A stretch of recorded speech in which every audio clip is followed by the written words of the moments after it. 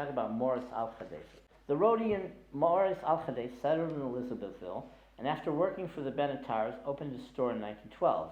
He sold clothes, eventually opened up a clothing factory, collected and traded in ivory, and eventually became a billionaire.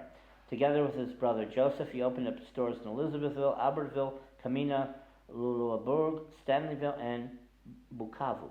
In 1925, he initiated the creation of a covered market in Leopoldville, now the capital Kinshasa. During the Holocaust, he managed to escape from Belgium and flee to the United States. After the war, he returned to the Congo. In 1949, he settled in Leopoldville, where he established a Pepsi Cola factory and a clothes factory. He had an amateur art collection and financed art schools and a theater. He also was the honorary consul of Israel.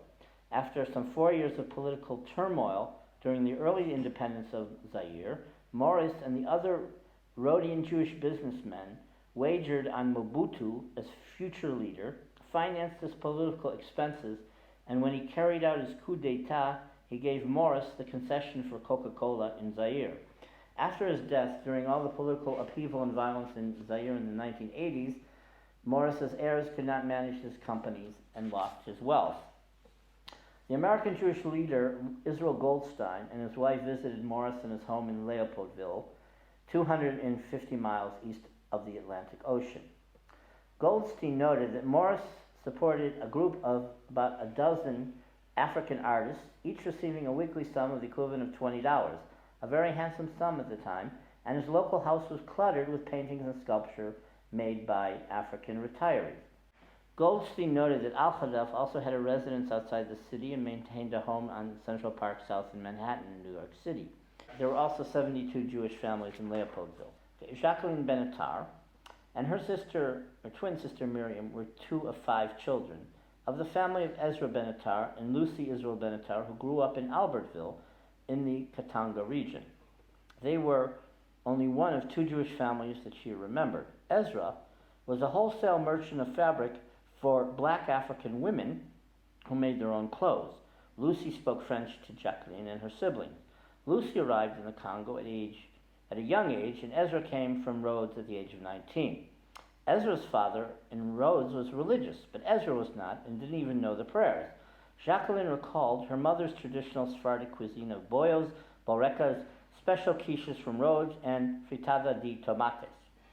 Other delicacies included bolemas, marzipan, curabia, and almond pate, and maruchino, another marzipan-type dessert. Lucy, the homemaker, was also made fritada di pazi, spinach quiche.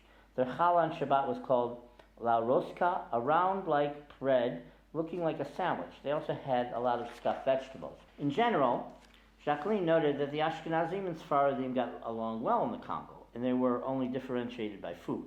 She also noted that Rhodian girls from the Congo either married men from Rhodian families or Ashkenazim if they migrated to Rhodesia, Johannesburg, Atlanta, or elsewhere in the United States. Jacqueline and Miriam made Aliyah and have MA degrees from the Hebrew University in Judeo-Spanish. Jacqueline works at Yad Vashem in the Dapei Aid Oral Testimony Department and raised money for the Rhodes Memorial Foyer at Yad Vashem. Miriam married Jimmy Pimienta of a culturally active Judeo-Spanish speaking family from Tangier, and they live in Brussels. Jacqueline and Miriam wrote the book De Rhodes à Elizabethville, l'Odyssée d'une communauté Sepharade, From Rhodes to Elizabethville, the Odyssey of a Sephardic Community. Jacqueline had a lot of time to play when she was a little girl. A train track separated their house and the lake Tanganyika. One had to be careful of the crocodiles. She played by the lake for a good part of her childhood. Africa for her was paradise. On the shores of the lake, she played with Italian children. Unfortunately, once she saw her friend, a boy named Mario, get eaten by a crocodile. Jacqueline learned how to detect and avoid the crocodiles. When they left the water, they turned a sand color and blended in with the terrain. In her yard, she had poisonous snakes and noted small poisonous snakes in the banana bushes. She also remembered the native blacks fleeing when they saw small poisonous snakes. At age 12, Jacqueline learned at a local Catholic school and was taught by the nuns. She started high school in Albertville, but went to Belgium for the last 3 years. She felt very confined there in boarding school after living in the open Africa. So there are 3 sisters and 2 brothers, and they have this connection to roads, even in the summers, from Africa, from the bush, in the middle of nowhere where they lived, in the northern Kasai.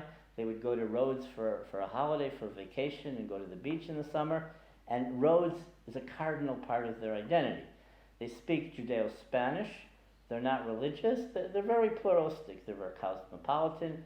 In Belgium, the girls were in Habonim, but they're politically conservative.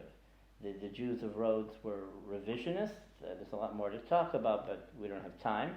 But it's an interesting array of people. So the Benatars are very wealthy, and the Al-Khadefs are very wealthy. Jacqueline's family was normatively middle class, very culturally Jewish, but that distinguishes these Rhodian Jews because they are very active cultural Jews and lightly traditional Jews who observe holidays, Shabbat.